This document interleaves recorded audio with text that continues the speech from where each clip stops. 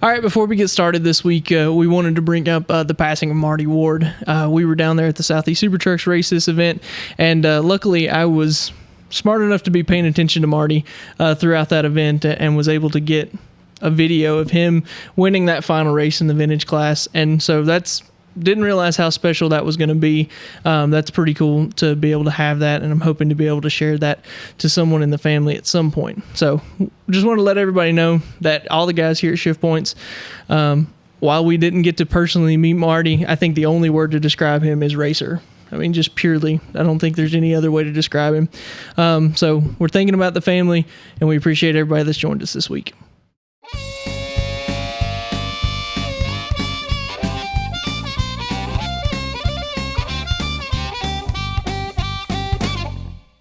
All right, welcome back to episode 19 of the Shift Points podcast. We really appreciate everybody that's joining in each week and that's been watching, especially to our Australian friends that have dubbed us the experts in this area, while I don't think any of us have ever claimed to be an expert on anything. I just want to clear that up right away. We're fans. We love racing. We love to talk about it. That's the whole reason that we're here. We're not the experts on anything. So I'm going to say that first off. So now that we've put a disclaimer that we're not the experts, let's talk about something we don't know very much about, which is Australian supercars. Oh, we're going right the V8 into it. Supercars. Oh yeah, we're going straight into it this week. We want to make sure that they get to hear it. So because of last week, we talked about Shane Van Gisbergen and we talked about Brodie Kostecki that's coming over here to do the Indy Road Course. We got a little flack in the comments talking about that we didn't really know them, and because we had never really heard of them, then we didn't really support them, or we didn't really, we should know more about them than we do. And because of that, I said, all right, guys, this week I want you guys to pick a driver that's in the supercars. We're going to give a rundown of each one of them, and I want to talk about them a little bit, and we're going to do our best to kind of follow supercars more. Luckily, there was one guy in the comments who was super nice. He gave me a link and told me about a way to be able to watch the supercars. I think they call it like SuperView, I think it is. So I think it's a few more weeks, 2 or 3 weeks until the next supercar race, but I'd like to talk about it. It's one of the endurance ones. Apparently the endurance race, there's 3 different types of supercar races. This comes with my studying of it, and please correct us if any of this is wrong, because it probably will be. There's 3 different types of supercar races. There's the endurance races, so I think there's 2 of those, the next race that's coming up, and then Bathurst, the 1,000-mile race, or the 1,000-kilometer race. Those have to have 2 drivers going in them, so there's that style of race. There's a sprint, which I think is just like a short one. They run 2 sprints in a weekend, if that's the format of the races. And then I want to pull up the third one and make sure I call it right. You do know a whole bunch about it. I don't know a bunch about it. I've just studied some on it. I told you I didn't want to disappoint anyone anymore. Anyway, there's a third style, and I know I'm not.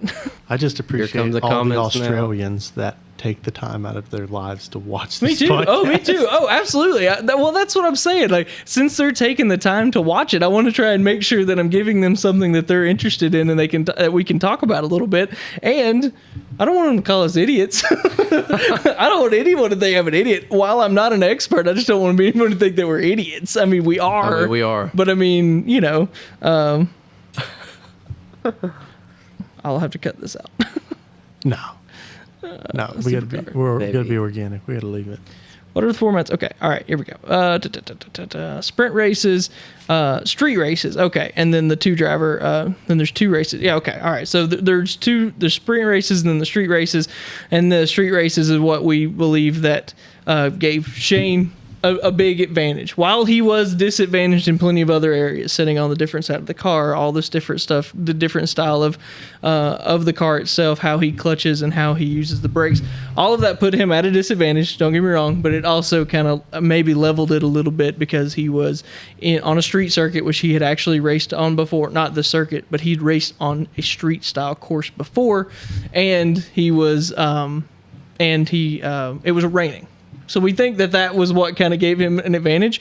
Plus, what a time to be watching a NASCAR race, I think. That, when Marcus Ambrose came in, he was in such lower equipment that there was no way that he was going to be competitive every weekend or even even at every road course. While he's going to probably be the best at the road courses, he was always at a clear disadvantage because he wasn't in as good of equipment. Yeah. These cars are so equal now that someone can open up a third team like Trackhouse did with Project 91, or what Richard Childress is doing with Brodie when he comes over here. What they're doing is they're able to build a third car that's just as good as the other cars that they have, and that's what is making all of this possible, which is great for us because we get to hear of drivers that we had never heard of before, like SVG, like Brodie Kostecki that's coming over, all these guys. So that's really cool and a really good time to be a NASCAR fan, really. So anyway, so the different styles of the supercars. So I think the next two races are the endurance style. So you'll have to have two drivers. I don't really understand how the points work, if it's per car or if it's based off the driver championship, like how the driver points work. So I haven't figured that out, because if you have two drivers in the car for two events, do your two drivers do like the teams only run, if there's a 2-car team, do they only run one car for that race and then two drivers get in it? So I have to figure that out. But yeah, I'm learning. I have no clue. I'm learning. We'll find out when we watch it. My question now is, when we watch it, we'll get to find out. The one that's coming up is a 500-kilometer race, and then the Bathurst 1000, which they say is about 6 hours. So we're gonna have to devote a little time to that one if we watch the whole thing. That's fine. I would like to watch the whole thing because I'm tired of watching highlight clips. Yeah, I've seen like these 10-minute videos of races, and I'm like, I really am not getting the meat of this race, because I'm only seeing 2 or 3 lap clips at a time. Yeah. But my question to everyone is, actually, let me start like this. My guy that I picked was Brodie Kostecki. That's coming over for the Indy Road Course. He's going to be in a third RCR car. I think we could probably argue, and that was just something that I ended up doing a little in the comments last week, is talking about kind of why we thought that Brodie might be at a little bit of a disadvantage. I want to say that RCR's cars have not been as good as Trackhouse's cars, but I don't know if that's actually factual. What would you think of this past year? Last year, for sure, I would say that Trackhouse had an advantage, but I think this year they might actually be on a pretty even playing field, because Kyle has won 3 races. Austin, of course, hasn't won any. Austin, of course. He'll get his one. He might break off one at some point. He tends to get that one race a year somehow, whether it be through fuel mileage or whatever. So there's a chance he gets one. So, but Kyle's already up 3. Yeah. Trackhouse has only won 1. Oh, really? Ross has only won the one race at when he won at Nashville a few weeks ago, and Suarez has not. Well, that's not true. Sorry, they've won 2 races because SVG won the Chicago Road Course. Yeah. So technically, they've won 2 races. So I mean, technically, RCR's up on them, and Trackhouse has been very much of they've been bad fast or way off. They're no in the middle. They're either contending for the win or they're running 30th. Where I think RCR, I feel like they've been a little bit more consistent. I don't think the spikes have been as much for them. So I said that last week, and I'm kind of taking it back a little bit because I think maybe they are on even playing field. So, okay, that's good. So let's talk about Brodie a little bit. They should finish 1 and 2 then. So that's what some people are saying. In the comments last week, they were like, don't be surprised these guys finish 1 and 2. I wouldn't be surprised. Well, I might be a little surprised. That would be crazy. Just the logistics of how that would have to... Yeah, it'd be crazy, man. Both teams would have to be perfect. You know how dang hard it is to be perfect at these races now? The chances of them, a third pit crew means that that's going to be your B team pit crew. They're not going to be your A-level guys. So the chances of those guys having perfect pit stops all day, them picking the perfect strategy to run this, from what we've seen with 17 of the 24 races this year, it's probably going to rain. So probably. Now is that an advantage or a disadvantage to them? Probably an advantage because they've all run in the rain before. But my question, or what I want to talk about first, is Brodie a little bit. Brodie is the current supercars point leader. He's the head man. So that, again, speaks pretty highly to what NASCAR is able to do. They're able to pull the head dude, the guy that's leading the points in supercars, is coming over here to run a race. That's, again, what a time to be alive as far as to be a NASCAR fan and to be watching NASCAR races. He's from Perth. Western Australia, for those who don't know like me. But at one point, Kostecki did come over here to the States and run in the K&N series. So he has some oval experience where SVG doesn't. So he has some oval experience, and not only experience, when he was 24 years old, he raced at Rockingham and won the race. Oh, really? And he beat, let's see, That's pretty cool, so a couple of the guys that were in this race, and I guess some people might question on whether that was actually competition or not. One was, oh my gosh, why am I not able to find this so quickly? Rockingham 24. I think right here we go. With some of the NASCAR stars, Ty Dillon and Bubba Wallace. So I guess depending on who you ask, whether that was actually a good level of competition, I don't know. But I think at the time it probably was, because those guys were probably in some pretty good equipment. So he has come over here. He's won at Rockingham, so he has oval experience. But again, we're not going to an oval track. We're going to a road course. This is a road course that these guys have, our normal Cup guys have raced for 3 years. About 3 years now, I think it is. Before, and probably the last one before we go back to the oval. It's looking like next year they're going back to the oval, which will be the 30th anniversary of the Brickyard 400. So that'd be cool. These guys have experience on this track. There's a chance it rains. I haven't looked at the weather, so that's completely just like hypothetical. Chance it rains, so that probably gives SVG and Brodie a little bit of an advantage. But it's not a street course. This is a really nicely paved Roger Penske owned course, so it's perfect. It's pristine. About that. So it's not. They're not going to have like the nuances of a street course that we saw at Chicago. I don't think so. I think that brings our Cup drivers back into the picture again. So my question is, can Brodie Kostecki win the Indy Road Course? It's up to you guys. Yeah, of course he could win it. I mean, you can't just say that. Come on. I know, but all that build-up I gave you. I know, it took like 10 minutes. I know. It was literally like 10 minutes. That answer to... Well, yeah, I think especially if it rains. Yeah, man. Totally. But I mean, come on. Like, do I think it's it'd be a likely? real kick in the pants if every time the Australian guys came, that they beat everybody. Yeah, that's what I'm saying. Like, you have to assume that these big teams like Gibbs and Hendrick, they're going to put some money into this race to make sure that these guys don't win. Yeah, I'm sure. I mean, Chase even came out after Chicago and said these guys are going to go back to Australia and say these guys are a joke. Yeah. Come on. I mean, they're not a joke. Like, these guys are very good race car drivers. I think they're the best race car drivers out there. I think they're potentially the best all-around race car driver in the world.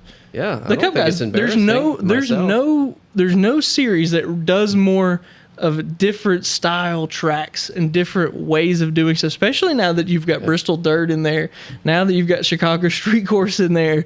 There's no other series that runs everything. Yeah, that's true. Formula One doesn't run any ovals. Those cars would be terrifying on an oval. They would be so fast. Oh, like, it just makes me kind of like a little just to think about how fast a Formula One car would be on an oval. Me and Seth, my friend that got me into Formula One, we debate this like once a year, roughly, on should Formula One race an oval, because again, everyone talks about Formula One being the world championship, right? These are the best of the best. This is top tier motorsports. I'm like, well, they don't run an oval. They don't run anything. It's hard for me to say that these guys are the best in the world while they are in the most performance-based cars in the whole world, for sure. It's hard for me to say a Formula One driver is the best in the world when I know that our Cup guys are running crazy different schedules, like crazy different tracks, and they're doing it well. They should come to Pocono or something like that. Oh, gosh. Formula One at Pocono, Daytona. Daytona? Daytona. That would be... Oh, God, that would be terrifying. Like, I don't know how fast those cars would get at Daytona, but it would be... 230 or more? Probably more. I mean, there's points at some races, like at Spa, where they're getting up to 200 miles an hour on a straightaway. Now, don't get me wrong, they'd have to trim it, they'd have to add a bunch of downforce to it when they're at the oval and stuff, so it would put more drag on it and different things like that, but... That'd be cool. It would be crazy. Just the thought of seeing a 20-car field of Formula One cars on Daytona, it would look like jet planes going around there. It would be nuts. The problem would be if they turned into jet planes. Yeah, well, that's why I said you'd have to rake in a ton of downforce into them just to make sure. But if they spin, they get down on the apron, it would be deadly. It would be terrifying. Yeah. Yeah, we're getting sidetracked again. We are a little bit. I think Brodie could totally win it. Yeah. Super unlikely. Super unlikely. In a way. I don't know. I have to say, I have to agree with you on that. Just because, only because I don't know if RCR is as prepared as Trackhouse is, because this is the first time they've ever brought a third car in this capacity to the track. Yeah. So I don't know if, I don't think that Brodie, I think it would be more likely to see SVG go win again than it would be for Brodie to come win this thing. Crazy. But if he wins 2 in a row, if he has 2 walk-off wins, so, and then the other thing I'd that's love to see it myself. The other thing that's cool about SVG, he's racing the Indy IRP, the Indy the small track outside of Indy for the trucks. Oh. This coming weekend For the Craftsman? like Friday. Yeah, the Craftsman trucks. Oh. Yeah, he's going to be in a Nice Motorsports truck. Yeah, that announcement came out right as we recorded this podcast last week, and we didn't get to talk about it. So, but yeah, so he's going to be in a Nice Motorsports car or truck. He does everything. It's going to be cool. So that's going to be a real, to me, he's already confirmed that he's coming next year. He's coming. Which one's running the truck? SVG. Oh, dude, right on. Yeah, I think I knew that actually. Yeah. So that's going to be cool to see him in an oval and see how he does. Again, this dude's is a really good race car driver. Not going to take that away from him. Yeah. So, but anyway. Cool. Who did you study up on? Now that I've made my case for and against Brodie to win on Sunday. Mr. Brock Feeney. Okay. Tell me about Brock. 20 years old. 20? 20 years old. I hope. Man. That's right. 20, that's young. Has a handful of Brodie's wins. only 26. Oh, this is a young How field. old is SVG? He's in his 30s. He must be up in his 30s. He looks a little bit older. Look up SVG's age for me. But calling it now, Brock Feeney wins the 2025 Daytona 500. Okay. All right. Tell me why you're so confident in Mr. Brock that he's going to come over and who's never been in a cup car at all. I don't think he's going to do that. Oh, you don't think he's going to do that? Okay. Who knows if Liar. he even comes to any sort of NASCAR series. Tell me about him. Tell me about Brock. I don't know much about him. Well, give me a little bit. I at least told where Brodie was from. He's from Perth. I don't know where Brock is from. Come on, man. I really don't know. Well, look it up. Shane is 34. 34. Shane's 34. Okay. So he's a little older than these guys. This kid. Apparently Shane and Gold Brodie Coast. have a really good, a pretty good rivalry, like a respectful rivalry between them in the supercars. His nickname's Beefine. Beefine. Beefine? Would that be Beefine or Beefine? Beefine. Beefine. What does that even mean? Beefine. Kind of like Up there? buffoon, but Beefine. I don't know. It could be, as right down there below it, it says Brock Feeney. Yeah. So Right. I mean, that's Fiend. why. Yeah, that's true. First Well, initial in his they last call name. SVG the Giz. Yeah, that's. So like Gisbergen, yeah. So I they think he's really like it. Gisbergen's teammate. Oh, really? Yeah, he's with Red Bull. Yeah. So is SVG. Yep, he is. They're teammates, following big footsteps. Yeah. He's going to be even better. Imagine Red Bull coming back to NASCAR through What this. happened What to if? them? I don't know, because they put a bunch of money into it. It was before Toyota. I think it was before Toyota really had decided to put the money that they have now into it. So I just don't think they ever got the right people in the right places. That's completely what I guess. believe. I was wondering Red about Bull that. is in every other motorsport. Yeah. that I Well, they can had a think of. team. They had a They cup did. team Brian Vickers for a little. and Yeah, Brian Scott Vickers. Well, Speed. that's why they had freaking Vickers in the car. And Scott Speed. Dude couldn't drive a tricycle. Emily's friends with He his looks like nephew. Chad Ayers. Emily's friends with his nephew. Really? Yeah, James. Yeah. That's She cool. went to school with him. It's pretty interesting. I guess that's all right. Yeah.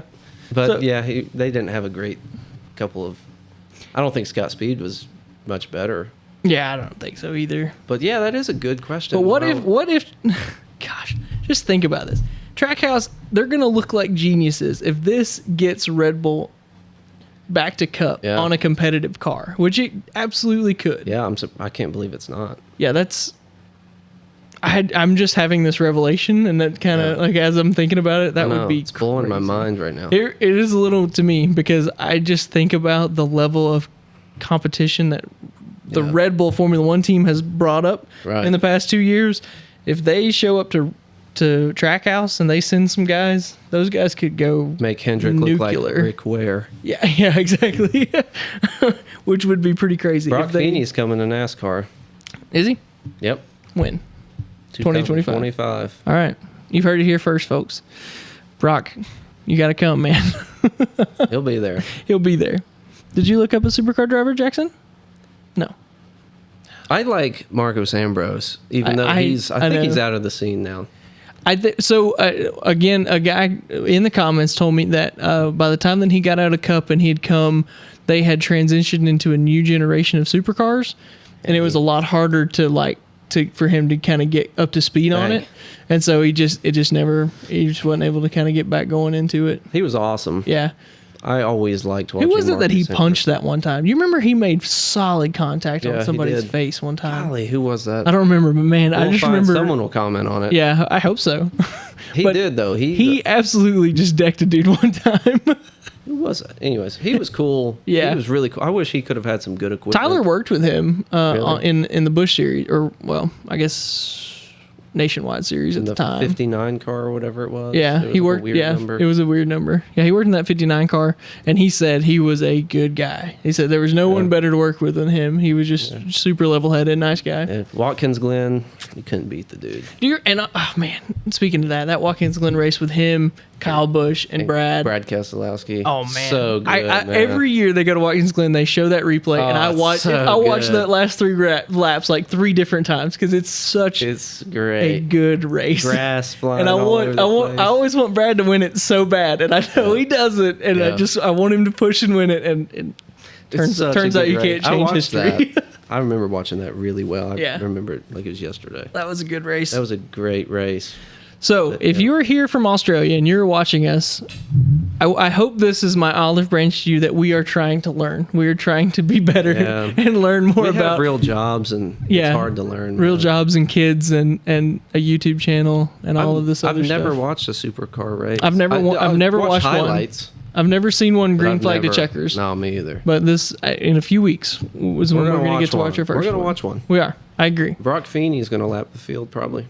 I'm saying that Brodie's going to do it. Okay. Brodie Kostecki. Who do you think? Brock's SVG. Let's just pick the 3 obvious ones, like the three best people ones that we know. The 3 names that we know. Marcos Ambrose is making a comeback. All right. Too much gibbering here. All right, that's our supercar segment this week. Well, like I said, we're trying to learn here, but I'm telling you, the cars are going to have to. If you think that SVG and Brodie finish 1-2, put it in the comments. God, that'd be. I want to hear it because I want to be able to come back to you and either say congratulations or you were wrong. Yeah, I seriously wouldn't mind seeing it myself. I think it would be great, but man, it's a little bit. It would be a black eye on the sport. Oh, it would. It would be a black eye on the sport. But if they do a few hits anyways, so. I mean, I guess, but I mean, like I said, I think really things are really up on an uptick. But I think this makes it. If they finish 1-2, it continues that trend up because you're bringing this to an international audience. I can guarantee you, Max Verstappen tweeted that he was rooting SVG on at the Chicago Street Course. Do you think that Max Verstappen tunes into a NASCAR race every Sunday? Probably Definitely not. Definitely not. I mean, I'm guessing. Me and him haven't texted in a while, but I'm guessing that he probably doesn't tune in every Sunday and watch a Cup race. But he turned on the dang reigning world champion in Formula One turns on a Cup race to watch this guy and to root him on. That's a good thing. Pretty cool. That's a really, really, really good thing. All right, you guys happy? Yeah. Did we talk about it enough? Fun. Yeah. Do you think we covered it? Yeah, I mean, we could keep going for. Do you think we're still idiots? Oh, yeah. Okay, good. I just want to make sure that didn't change. So, Michigan, Cup cars, and everybody was in Michigan this week, I think. Was it everybody? No trucks. I don't know. I don't think the trucks were. No trucks. But the Xfinity cars were. Xfinity cars were. John Hunter Nemechek wins his 5th race this year. Mm-hmm. Great. Yeah, I didn't watch that one. I didn't watch it. I planned to watch the whole. Apparently, him and Gibbs got into it. Oh, did they? Yeah, apparently. Yeah, apparently they weren't happy with each other. Or Gibbs wasn't happy with John Hunter. I don't care. I don't either. I don't really like either one of them. How is it possible for Toyota to put the worst people? I don't know, man. Like the people that I don't understand. And maybe they're not. These guys probably be fine to have a beer with. Yeah, but man, you put them in front of a camera and they are just the worst. Yeah, kind of personalities. They really are. The best personality that Toyota has right now is Martin Truex Jr., and it's because he just doesn't say anything. Yeah, and he doesn't even have much care. of a personality. Exactly. He's because he cares about is he wants to show up on Sunday and race, and then he wants to go disappear into the woods and hunt and fish. And that's it. He's like, all right, I'll turn back up on Friday. I'll show up on Friday, do my appearances, and then Sunday I'm going to disappear again. And he just does this cycle, and his beard just grows thicker and thicker as it goes. That sounds like the life. Yeah, I think it'd be okay. I mean, I'm not much of a fisherman, but it would probably be not so bad. So John Hunter Nemechek wins his 5th race of the season, which is, I mean, that's big. In those cars, I mean, Gibbs is the class of the field in the Xfinity class. Like, they're the best of the best, especially now that Penske's out. I don't think the junior cars have struggled this year. I really was hoping that Josh Berry would knock off 3 or 4 wins. I'm glad he's in the 4 car next year, but you gotta have some momentum. I think you really need that momentum coming out of Xfinity into Cup. I think it makes a big difference. Mm-hmm. So I'm hoping that maybe he can knock off a couple here soon. But the big story out of today, because yesterday it rained. I know. So they got 75 laps in or so, and it rains again. As I said earlier, this is the 17th out of 24 races this year that have been affected by weather in some capacity. Isn't that crazy? Nuts? It snowed in California this year. I know. You know what I mean? Like how in the world? Like, how can we have such terrible luck in NASCAR? I don't know. Yeah. The one time I thought I was going to be able to watch a race, and it freaked me out. Yeah. I was really bummed, too. Yeah, well, that's just part of it. But so I didn't get Chris to watch Buescher goes back-to-back. Yeah, it's wild. He holds off Martin Truex, who had very, very clearly the faster car. He was way faster, but Chris just put his car exactly where he needed to be and held Martin's arrow off. And, just beat him. Flat out beat him. At one point, Martin got it beside him and got so loose, he just about spun it out right at the end, maybe 10 to go. And, and so Chris holds it off. That's got to be a big confidence booster, right? 2 in a row. Imagine. That's impressive in of itself. But the other thing to think about is they won at Richmond, a 3/4 mile track, and then they show up at Michigan at a 2 mile track and do well. Brad finished 4th. Mm-hmm. So is Roush back? Are they gonna contend for a championship? How far, especially with these 2 wins now, how far do you think that Buescher makes it into the playoffs?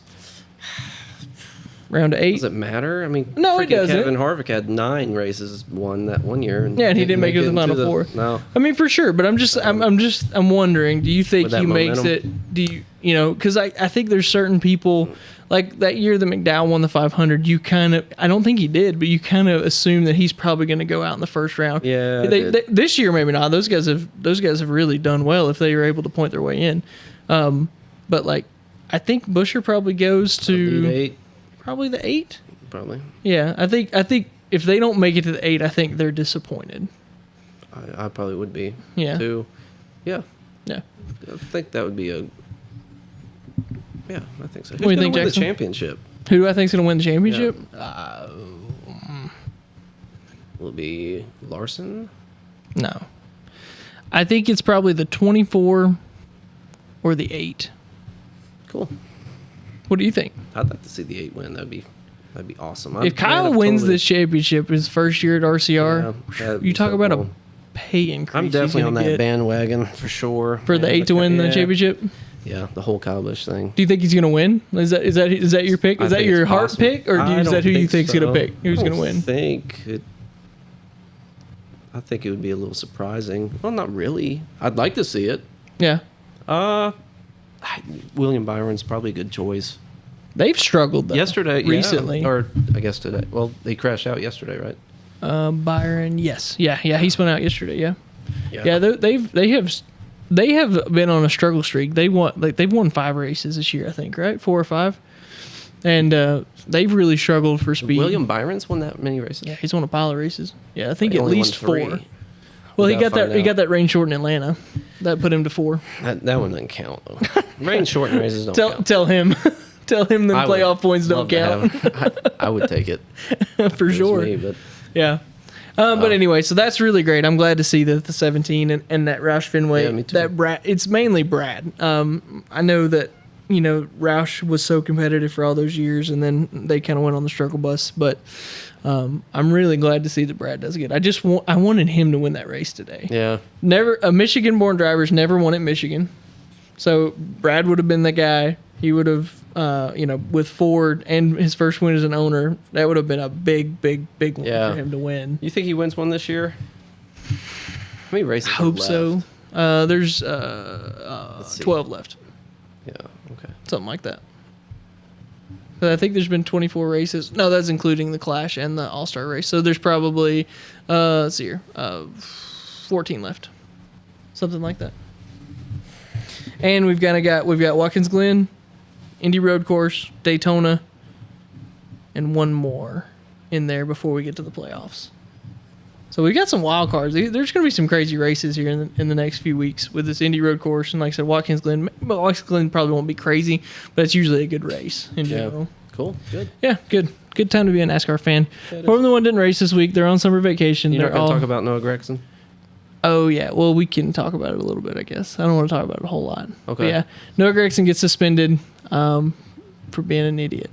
Yeah, that's good enough. Pretty much just does it there. I mean, is that good enough? Yeah. And Josh gets in there in the 42 car and unfortunately spins it. I was really upset about that. Again, I just want that guy to be successful. I don't know if Josh will ever be like championship. I don't know if he'll, just only because of the car that he's going into, the way that Stuart Haas has kind of struggled. I don't know if he'll ever be like a championship level team, but I want to see him win races, Late model guy, 10 years in late models, worked his butt off for it. I want to see that dude win races, So I just hope it goes good for him whenever he gets in that 4 car. So yeah, Noah Gragson's out indefinitely, as far as I know about it. Yeah, for being an idiot. Tell him how long he'll be out. Poor Noah. I also heard that there's rumors that John Hunter Nemechek's going into that car next year, that he was going to be out of a ride anyway, because they're going to Toyota next year. Legacy is, so. Yeah. But anyway, that stupid haircut of his. All the stupid haircuts of his. Oh, yeah. All right, Formula One didn't race this weekend. They are sipping champagne on the beach from all the pictures I saw. Really? It's a hard life that those guys have. Dang, all the different beaches, all their different patios, and on their terraces and boats, and yeah. Max is over there just dreaming about. Did you? I saw a meme this week that was like Max got a new upgrade to his steering wheel, and it shows the steering wheel on the screen and it has Netflix on it. He needs something to do in the front of these races. But it is true. I did read this article too, that they're like, don't let this Max's domination deter you from this season, because this mid-pack racing that's going on, everybody behind Red Bull, which is everyone, that Mercedes, McLaren, Mercedes, McLaren, Ferrari. Sorry, that battle is getting intense, and maybe Aston Martin potentially. So those 3 or 4 teams, it's kind of anyone's game on who can finish out the season in second place. But I mean, it's pretty much a foregone conclusion that you're going to finish second. Like, there's no chance of catching these guys. But so make sure you're still tuning into those races, because they are, I'm telling you, everywhere behind first place is some really good racing. I think they're back on the 25th. I think it's 3 weeks they get off, so it'll be a minute. Yeah. So. Dang. Yeah. I wish. Don't you know that the Cup guys wish that they had a summer break? Yeah, 3 weeks off in a row. These guys are racing a 38 race schedule in 39 weeks. Cup is 38 races in 39 weeks is their schedule. There's only one bye week. One off weekend. There was 2. Yeah, Father's Day weekend was the one off weekend. Geez, dude. And then you just dig for the rest of the time. Yeah. So, but so that's good. Like I said, I hope that it would be nice to see someone come up with something. Did you know that they're not allowed to work on the cars? It is one of the requirements of Formula One that when you go on summer break, there's, I think, a 14-day period. You cannot do anything. You can't work. You can't be at the factory. You can't work on the cars. You can't do anything. You can't do any sort of machinery other than like the stuff that is essential, like these essential things that you have to do for maintenance and stuff like that to get the cars ready, I guess. When you say that we're going on break on this day, you cannot work for 14 days. Yeah, that is the most European rule I've ever heard in my entire life. It sounds terrible. Yeah. Yeah, I mean, how awful is it for them to regulate your holiday schedule? It's absolutely horrible. Poor guys. It's a hard life being a Formula One driver and worker.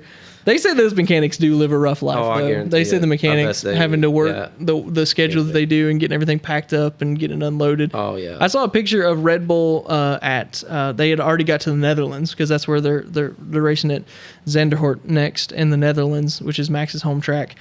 9 semi-trucks to haul all that stuff between. For one car? That's for the Red Bull team. For the 2 Red Bull teams, it was 9 semi-trucks.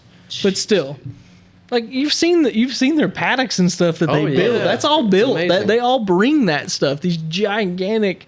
That's so crazy. Yeah, it's nuts. Think about. Yeah, it's great. It's not a pit box. NASCAR rolls out a pit box and they giant pit box they'll sit on. These guys build houses. Yeah, like they really build full on shelters. Yeah. For just one weekend at a time, and they break it all down and go again. It's crazy. And then that's the logistics and the money behind it is insane to think about when you do that. When you think about it, It really is. All right, this weekend we were at the Southeast Super Trucks race. Some good racing going on this weekend, as always. When you guys didn't get the car together, right? Nope. Motor just not in it? Motor is not in it. Ready to go now. Oh, it is ready now. Yeah, well, Gotcha. I think the motor's ready. It just needs to be dropped in. Oh, He well, might have put it in. understood. I'm not really sure. Gotcha.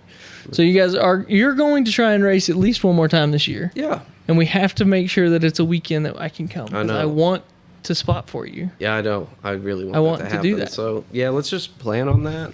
Yeah, you just tell me when. You say when, and you tell me as soon as you know. How many And I'll be races like- are left for Tri-County schedule? Maybe Is 3? it 5? I thought 4. 5. Yeah, I think 4. Well, I think it was there's 5 just last one, weekend, and they so just yeah, had, 4 so I left. think 3 or 4 left. So we'll make one. So at we'll make least. one Maybe- happen. Maybe a couple. Maybe if we can do 2, that would be great. Yeah. That'd be really Yep. good. So I know that the next race for the Southeast Super Trucks is at Lonesome Pine on September the 9th. But that we will not be there because that's that weekend that we're going to see the Southeast Gassers. Which, reminder, Southeast Gassers are racing this weekend. I'll have to look up where. I'm sorry, Yeah, I write don't that know that down off the in my top of my schedule head. book. Are you going with us September I'd like 9th? to. If you I would can, like yeah, to. do it. That would be great. Yeah, so yeah, kind of plan on that. I know that at Knoxville they're planning like a special 50 car lot for like classic cars. So me and Dad are talking about like taking the Galaxy or the truck or something, which would be really cool. So Only 50? yeah, there's gonna be 50. Yeah, they're making a special lot for 50 cars. The first 50 classic cars that get there get to park in this special lot, which would be super cool. We could take the Shift Points mobile, my '64 Galaxy, and take it down there. That would be pretty maybe cool. it'll be actually. a little cooler by then. Well, probably not because it's going to be September, so probably not. But we can roll down the windows. I also found out on the Galaxy. Sorry, this is a little off topic. It has 2 little knobs beside the steering wheel on each side that opens these big vents in the kick panels. Nice. That has like air that dumps in, so it won't be that bad. Yeah, that's cool. Yeah, it's pretty cool. And it's literally 2 mechanical knobs that you pull. Yeah, so sorry, that was a little off topic, but yeah. That's right on. So September man. 9th, I make like sure you that. don't forget Yeah. that. Okay. But remember that the Southeast Gassers are racing this weekend. And let me pull that up just super fast to show, to say where they're racing at. Killcare Raceway in Ohio. Xenia, Ohio. Killcare Speedway Dragway. August 11th and 12th. So make sure if you don't have anything going on, go up there and check them out. And if there's a circle track race near you, go see them too. But so I quickly want to talk about the Southeast Super Trucks race this weekend since Wynn didn't go racing. We were with Eugene. We had a little bit of a struggle bus race, unfortunately. Car went crazy loose, like the loosest I've ever seen it. At one point, I could see basically the entire tread width of the right front tire coming off of turn 4. He had to turn it so hard to the right to save it. And I was like, he oh was my. four-wheel drifting every time. Pretty much was. It was loose in the center, loose off. Like it was loose everywhere. And so it was pretty crazy. We unfortunately kind of dropped pretty quickly. We started 6th. A little screw up on my part. The timing and scoring when he was doing his qualifying lap didn't update fast enough. So like it didn't, when he crossed the line, there was a little bit of a delay, and he likes to know the time as he does his lap. And the time didn't show up. So I just said, keep digging here. Give me some more. And he thought I said that he run a 1590, and that would have been way the pole. Like he would have got the pole if he'd run a 90. So he didn't push on his second lap. And I was like, oh, no. He came in and he was like, what'd you say we run? I was like, we're running 15 or a 1623. And he was like, I thought you said we run a 90. I was like, no, I didn't say that. He's like, dang it, I didn't hear you right. So I didn't push on the second lap. But I did tell him, I said, good or bad, I don't know how you look at it. Most of the guys in qualifying run their best lap on the first lap. Oh, yeah. That day. I bet. Normally it's the second lap. You usually will find a little something on the second lap, but in the qualifying. Yeah, in qualifying, yeah. So that first lap, pretty much all but like a couple run their best lap on the first lap. So I was like, well, so we started sixth. We could, if we'd started up a little higher, I think the inverted the top three. So it really wouldn't have mattered unless we were in that top three. So how many cars were there? About 15, something like that. It was a good bit. Nice. Yeah, it was about a 50. It was a good field, and it was a pretty good race. Like I said, unfortunately, we had to kind of. I was watching him, and this is the. I hope Eugene doesn't care for me saying this, but this was the hardest thing as a spotter that I've never had to do before. Was we were going down the back straightaway, and I had to say, leaders are coming here, just get down out of the way. And I was like, this is the hardest thing I've ever had to say over the radio to Eugene, because I was like, I know that's not what he wants to hear, but I have to be realistic in my point here. Green pretty the whole way, green to checkers, 50 laps solid. You're kidding me. And that didn't help us any, because it just he was so loose that it just got looser. The further we went. Jeez, man. Yeah. It was a tough race for sure. I know that those guys are already. I know tomorrow, Tuesdays and Thursdays are kind of their days to work on the car. So tomorrow they'll be figuring it out. They've already got ideas. I know them well enough that they're already coming up with a plan to get that thing straightened out. So, that was a little tough, but it's okay. Happens. The vintage race there was actually two vintage races this weekend. Carolina Classic. Yeah, there was the vintage class, and there was this Carolina Classic stock cars. The regular vintage race is much like the, I don't know what to compare it to, not like Tri-County, but they're much slower. Not much slower, but they're in the Carolina Classics, they are really fast. Yeah. It's like Marty's car and the guys that would run it at Tri-County, that style of vintage, the really fast ones. And so a guy, Tim, that I spotted for last race, he ends up winning the race again. He had a little bit of an incident. He wrecked. Run up on a slower car, and from what I could tell, this is just 100% just what I saw from standing in the spotter stand. It looked like he run up on him, and he looked and slammed on the brakes. And when he did, it turned really hard left, and it ended up ripping the left rear fender off. But he came back and won the race still. Oh, did he? Yeah, so I guess that's good. That car's just so dang nice that it hurt me. I was pretty sad to see Which one is that? That red 7 Camaro. I know what you're talking about. That 68, 69 Camaro. Yeah, it is really pretty nice car and just so clean. So I hated to see that. And I was sitting there with Caden, and I was like, I'm bad to do this when I'm standing in the spotter. I'll pick a car and spot, even though I'm not it's practice for me to kind of what would I say in this situation? I take this weirdly serious, I know, but anyway, so I practice spot when I'm up on the spotter stand. I was spotting for him, and I'm saying, get high, get high, get high, get high, get high, get high. And he's and he just ends up running. He bumps into the back of the guy because he had a lane up top. He could, and he was so much faster. He could have cleared him easily. I never saw him touch. I think they bumped. I mean, just bumped, and then at that point when he hammered the brakes, and when he did, it just sawed to the left because it just spun on him because they just locked up. And I was like, dang it. I told Caden, he was up there with me, Diana's son. I was like, man, I hate that. I was like, I just hate to see a really nice car like that tore up. But he was okay with it. He won the race. He said, we're going to order an aftermarket fender and put on this thing, and we'll be back. So, I mean, he was okay with it, thankfully.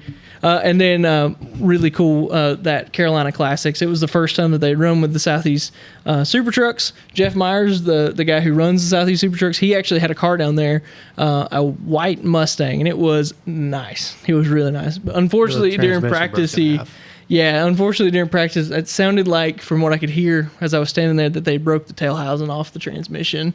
So he didn't end up getting to race it.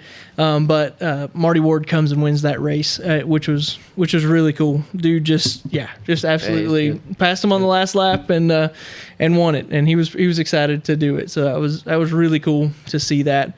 Especially with everything that went on afterwards. But and then the truck race, of course, we all know kind of what went on there.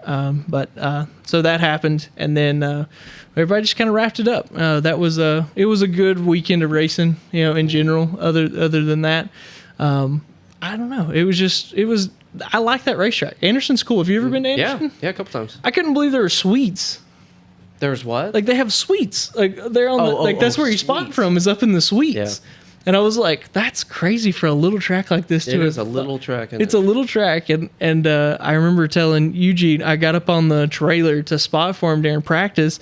I said, man, this is a flat track. And he said, yeah, and it's as rough as hickory. And he was right, man. That thing is rough. Really? Yeah. Rough. Yeah. But as far as the 27 Limited goes, we did end up with all the fenders and bumpers on it still. So well, that's good. That's a win in of itself at times, especially with the luck that we've had at Anderson, or that Eugene's had at Anderson in the past. So pretty good to have finished it up like that at least. And then, like I said, come back strong. We'll win. Yeah. Eugene wants to win one really bad, and I want to be there with him when he does it. So, Eugene, if you're at Lonesome Pine and you're leading, maybe just drop to second. Oh, yeah, right. Yeah, right. That'll happen. Just kidding. I would never, ever want that. But, so that was pretty good. I'm excited about it. So, like I said, September 9th, Lonesome Pine, that's the next Southeast Super Trucks event. If you haven't been to a Circle Track event this year, those events are the ones to go to. The people are so friendly. The officials are so good. Brian Mace does the tech. He's just clear cut on the tech. You know exactly what they're going to check, what's going on, or what they can check. I don't think they check the same thing every time you're there, but they kind of give you the rundown on what potentially they could check. And tech goes smoothly. You get all your weights in. Just a really good event to go to, and they stay on schedule. Even there was an oil down. Someone had broke a rear end gear during one of the practices early on, and even with that, we got there. Right when we walked in the track, the guy literally pulled by us as we were walking in, dropping fluid, and even with that, they still kept everything on schedule. Everything was right. They got everything lined back up. So that's an event that you can definitely go to, and if you look at the schedule on Facebook, they're going to stick to it. And the other guys that do that also are the Southeast Gassers. Those guys pride themselves in staying right on schedule. So if you're up in Ohio, or if you want to take a trip up to Ohio, go up there to Killcare Raceway. Check them out this weekend. I know they're going to be putting on a show because they always put on a show. So that means that next week we'll have our regular podcast here with these guys, and we'll also have Randy coming back in to give a race recap. So make sure to tune in for that. He always likes to come in and talk about it the weekend, and he'll get me and Dad brought up to speed on kind of what's going on. Or what all happened in Ohio. And then the next race is the one that we finally get to go to. We'll finally get to go there and do some filming. And we'll do a Shift Points episode. Shift Points goes to the Southeast Gassers Association. So that'll be fun. Yeah. Anything you guys want to add? Not really. Not really? You look... No. Okay. I'm trying to think. You were looking around and like out the window. Like I was you were looking to see if it's still somebody. raining. Oh, yeah. Yeah. Big storm that rolled through earlier. Or something like that. Hopefully not. Jackson, you happy? Anything to add? I don't think so. I didn't ask you guys how your week was. We'll finish that. We'll finish off that. How was your week? How was your best week? Yeah, how was last week? So busy. So busy. That's what you get for lounging around in a tent for 2 weeks. Never should have done that. Ever. Won't do that again. I literally, Mom and Dad watched, and they were like, why? I would have got on an airplane and come home. I was like, yeah, me too. I wanted to so bad. I would have if my mom wouldn't have killed me. Yeah, I would have still done it. Yeah. Oh, man. How was your week, Jackson? You got a promotion. That's good. Yeah, look at him climbing the ladder. He's gonna be running that place soon. No, that's too much work. Don't forget about us now. Don't forget about the little people when you get up top, man. That's too much work. All right. I hope if you are from Australia and you have been listening this week, I know you've already tuned out because we stopped talking about the supercars, and that's okay. But if you made it this far, make sure to put a good comment in there and tell us that we're doing a good job because we're trying here. We're doing our best. Yeah, we're not the experts, but we're trying to be. So Stick with us. Make sure to follow us on Instagram and Facebook if you haven't done that yet. And make sure when that pops up in the middle and it says subscribe here, click on it. Make sure to do that. It's really important. It helps us out a ton. We're shooting to get that 1,000 subscribers. How close? 664 when we started this podcast. What is it now? I don't know. I haven't looked during. I don't think it's. Oh, you mean up. like started today? Yeah, when we started today. Okay. Like when we started, before we started, 664. That's where we're at still. 664. So we're shooting for 1,000. That's our first goal, and the next goal is 100,000. So. Wow. Okay. Nothing like multiplying it by 100. It's be nice to the Australians. Maybe they'll all subscribe. Yeah, it'd be nice. It'd be great. Like I said, I just hope that the whole continent. The whole continent. How many people are in Australia? You'll get a platinum. Let's go Get a platinum Shift YouTube Points needs to go thing. to Australia. Oof, if someone's in the snakes, bad. That's where I want to go. Yeah, if someone in Australia wants to fund us taking a trip, we will come and film it. Yeah. I will film it. That would be fine with me. Doubt. 25.69 million population. That was in 2021. So if we can get 25 million subscribers from Australia, you guys work on that for us. We'll see you guys next week. Thanks.